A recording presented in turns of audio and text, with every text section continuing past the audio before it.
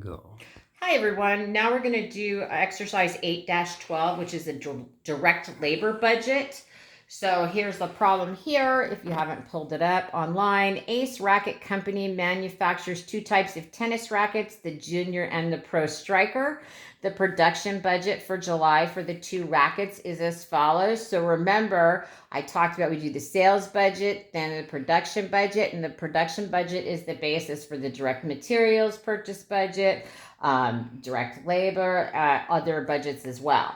It says both rackets are produced in two departments, forming an assembly, and the direct labor hours required for each racket are estimated as follows. So 16% of an hour in the forming and 24% of an hour in assembly for the junior, and then we've got the two for the striker.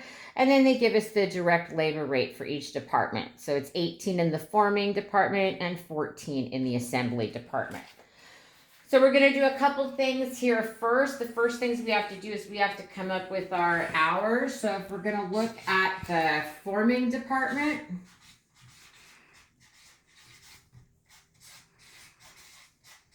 so we've got there, if we're looking at the junior, we want to do 1,500 units, and the time for each unit is 16% of an hour, or a total of 240 hours. If we're looking for the pro, that is 6,200 units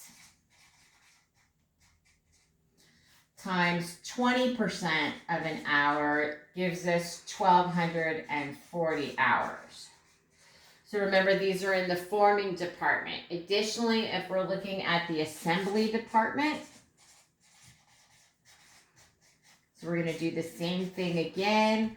We're going to look at the junior, which is, again, 1,500 units that we've gotten off of that production department.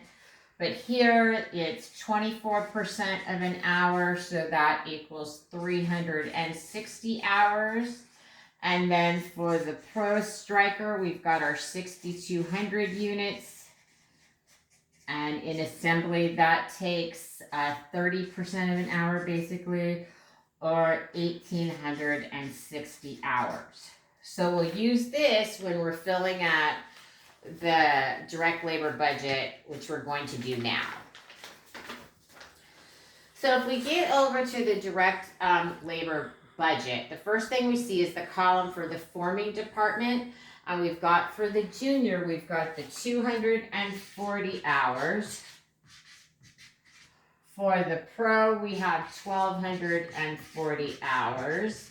So if we add those two together, the total hours in the forming department are 1,480 hours. We're going to multiply that by the hourly rate of $18 per hour, and that's going to give us a total direct labor cost in the forming department of $26,640.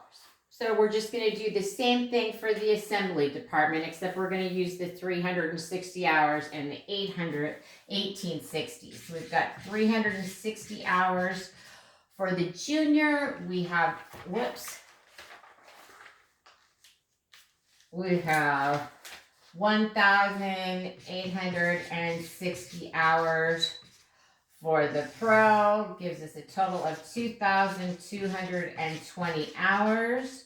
Multiply that times $14 per hour, and that's going to give us a total amount there of $31,080.